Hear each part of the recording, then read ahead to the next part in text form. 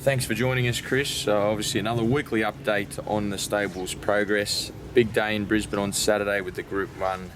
Tattersalls Tiara, Red Tracer, taking out her first Group 1. Obviously a big day up there, mate. It was good.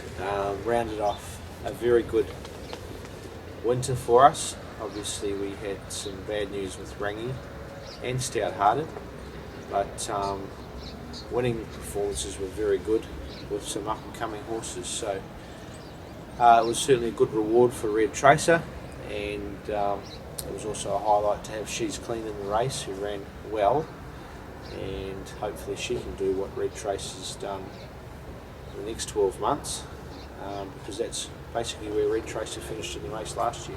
It was obviously well noted your success that you and the team had up in Brisbane over the carnival. Was it a carnival you specifically set the horses that you took up there with, or is it just how it fell into place? Bit of both, Liam. It's what horses we've got ready to go at the time, plus if they're a little bit too late for the Sydney Autumn, obviously it makes sense to aim them for specific races up there. And I guess that's the main thing, really, finding horses that can be competitive in the right races. Let's jump into the 9-race card at Rosehill on Saturday. Randwick was washed out last weekend after the third race, leaving a lot of confusion through the week with a few meetings called off. We'll jump into race 1. Amavaccio, he's been racing well, obviously in the 2-year-old over 1400. Yep, it's unusual for us to give a horse or a 2-year-old 4 runs, which he'll be doing on Saturday, but he's handled it all very well. And his last start, second, was good, had a lot of merit, had a little gear change since then, which should straighten him out. And he's in the right race. Just with the big fields on Saturday, it's going to add a lot of depth to the program. So it'll be good to see some fine weather definitely on Saturday, hopefully even Friday afternoon onwards, because there'll be some really high-class racing because of that depth. Race 2, the significant stakes, a race for the 2 and 3-year-olds over the 1900 metres. Richie's Bickies, obviously a winner here, 2 starts back over the same trip. Yeah, failed on a heavy track at his next start, but there were circumstances around that, only due to the slow tempo, and he was back. He's drawn well, he's a nice horse, as you say, he's won at the track in similar distance, so looks well placed, and having a few weeks between runs, but we've given him a trial to keep him up to the fitness required for Saturday's race. Race 3, also over the 1900 metres. Lucrepidus, basically a no race last start, but his first up run was encouraging. Yeah, he's thrown away a few races in the past and gets too far back in his races, so from memory we've taken the blinkers off, put earmuffs on to try and sedate him a little bit in the barriers, get him to jump out, and you couldn't really say the blinkers were helping him, so we've taken them off, and hopefully we see a new horse, because he's certainly got the ability, and I think his record on the slow and heavy is fairly good. There's 2 divisions of the 1200 metre race on Saturday. Obviously race 4, Relaxed and Happy. Last start winner in 3-year-old grade, steps up to open age company now. Yeah, we've done this so that he can get a weight relief, or carry a less weight. At this time of the year the 3-year-olds don't get a weight relief, but the reason for that is they're simply even to the older horses now. So he looks well placed, obviously he's rising in grade. Naturalist sticks with him, he's drawn okay and looks a nice race, and he's 2 from 2 on a heavy track lead. And Egglestein, he missed a run last Saturday where he was entered to Randwick. 1200 metre option this Saturday at Rosehill, heavy track. I think it's the right way to go. There was a 1500 metre race next week, but basically this time of the year, when weather's like this, you just take the opportunities when they're there, and you have to, I guess, sacrifice a few things. Like ideally he'd be running over 1400, but there's not that option available, so 1200 I thought was the best race for him. Handles a wet track, well, he certainly handles a slow track, so hopefully he'll handle a wet Rosehill on Saturday, and that may make the 1200 more like a 1400 metre race anyway. So he's going well and natural little rides. The Winter Cup over 2400 metres. Years gone by they've called it the Chris Waller Handicap. No runners. What's doing? Not enough good stayers, Liam. Well, they're all winning Brisbane Cups and Doomsday Cups and other races around. So no runners for us. And It's no use putting them in there if they can't win. The fillies and mares, 4 runners. A couple of interesting ones there. Titbit and Acapella. Gullible, Barry Miller. Titbit last start winner, which was good to break through for the owners. Very good. They've been good patient owners, and it was a well-deserved win, aided by a terrific ride from Hugh Bowman. I don't think the heavy track will worry her one bit, and she's obviously in winning form, right distance. She's a great chance again with a good draw. Acapella, a new addition to the stable from New Zealand. What can you tell us about her? She was sent over here to get some better tracks, and obviously brought the rain with her. So for her sake, I hope the track dries out Friday and Saturday. I'd say a better side of heavy should be fine, but handy enough form from New Zealand and some nice races, so I think she'd find it pretty easy to pick up a race or two and hopefully some black type during the spring.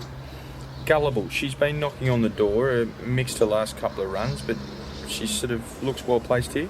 Yeah, and she's handled the wet before, Liam, so nothing's really gone right, and she's a good example of a filly getting lost and losing a bit of confidence. So I'm just hoping we can get a Bob's bonus or two with her in the last 5 weeks of the season, and then have a good spell, and I think next preparation she'll come back a better horse. And it's something you find with horses, they lose their way a little. She was a very consistent performer in her first preparation, winning I think 3 out of 4 or something similar, but weights and the grade just sort of caught up with her a bit, but she'll take the next step at some stage soon.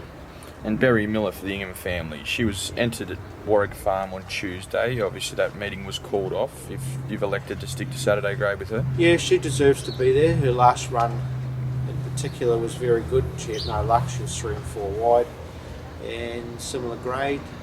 Hopefully she handles the wet. Distance is right, and she's a fit horse. Second last race on the card, the 3-year-olds over the 1300 metre journey. Oompa Loompa and Murder of Crows. Oompa Loompa obviously racing in terrific form this preparation. Awkward draw in the wet track, a query? It is. He failed 2 starts ago at Randwick on a heavy or slow track, I think it was, bordering on heavy. Over 1400, we still haven't quite worked out whether it was the track or the distance. And 1300 metres on Saturday is a concern, especially on the heavy track. So still up in the air whether we run him. There is a perfect 1200 metre race for him next week. He's got an awkward draw on Saturday, which may not be too much of a disadvantage if they are getting off the fence, but it's certainly something to give us some thought and give us a few things to think about leading into Saturday, and could possibly be scratched. Murder of Crows, he looks a horse on the up. Good win last start at Canterbury. Yeah, very good win. I'm just trying to find the right race for him. Ideally it would be a 3-year-old 1400 midweek race, because he's a little bit out of his grade in this race on Saturday. And a horse like him, I try to place them better than this to ensure they get confidence, get some wins on the board. But, we'll probably run him with the view of spelling him for a short time until the weather improves after Saturday. Nice horse, but just would be nice to see him on a better track, having a few things in his favour. Last race of the day, 5 runners in the 22 horse field. We'll start off with Firebolt. He's going okay. He's a very difficult horse, and it seems to be further into his preparation that his form improves. So he's dropping back from 2,000 metres last start to the 1,500. He's got okay slow form, bad heavy track form. Just be looking for the track to improve for him. Nocturnal, first up, she looked like she'd returned well. Last start was a bit of a question mark. Awkward draw on Saturday, will you run her? Unlikely. She's a dual listed winner, and this race for her on Saturday doesn't really mean much. Obviously it's good prize money, but there is a listed race next Saturday, and hopefully she'll draw better there, so unlikely she'll run well. Elo, back to 1,500 metres, mixed his form this prep as well. Any upside to him on Saturday? Just dropping back in distance, riding him quiet. He was perfectly ridden last start, but just got to the front too soon and the horse switched off. So we've reverted back in distance to the 1,500 metres, ride him quiet hopefully he can improve. Co-PT obviously relishes in the conditions. Awkward draw on Saturday, but looks a leading chance. Yeah, he does. He just needs cover in the first part of his races, and last race of the day I don't think the draw will be a problem, but he just needs to get cover. He's going very well, and this is his type of race, and I'd say he's close to one of our better chances on the day. And Sacred Flyer, we spoke about it last week. He was resuming from a lengthy period of time off. 1,500 metres on Saturday. Will you run him there? He's entered for a trial at Randwick on Friday, and that's my preference, and then go first up to an 1,800 metre race at Rosehill the following Saturday. If the trials are off at Randwick, I will run him over 1,500, but you'll need the run. And we'll get him up to a suitable distance where he'll be more competitive over in the future. And just the single runner in Melbourne on Saturday at Moonee Valley, Pipette, an apprentice's race, but looks well placed. Yeah, we've got a good apprentice aboard in Chad Schofield. Perfect race for her. She's just drawn out a little bit. So just need a little bit of luck and need to be coming into the race at the right time. She went down there late last week and went to Moonee Valley on Tuesday morning and got around it very well by all reports. So we've done everything we can. It's now up to her. Now, just for the viewers at home, weeks like this don't happen often. We've had 1.5 meetings called off. Meeting run yesterday on a heavy track, and obviously barrier trials being cancelled. How does it affect your week when there's so much rescheduling done? We work a couple of days in advance with everything we do, so all the work that we've prepared, whether it be for races, training, staff and things like that, has to get changed, and then obviously that's at the last minute, so you're basically doubling your workload, and it becomes very frustrating. Constant changes, reprogramming, informing the owners is obviously a very important thing of what's happening, and readjusting their training programs, so it's a nightmare. But we're very lucky in Sydney. You see races in Melbourne rescheduled or changed consistently, and I know from New Zealand their wet tracks are just bottomless, and basically if you've got a handy horse, they don't race over winter. So I think in general we're very lucky in Sydney. We've got great tracks. Canterbury showed that during the week, how much rain we've had, and yet we still held races. So fortunately we've got tracks like Canterbury, Rosehill, and to some degree Warwick Farm and Randwick, which need to improve a little bit, their surfaces, but we're very lucky in general in comparison to the rest of the world. Big team in on Saturday, Chris. Good luck. Thanks, Liam.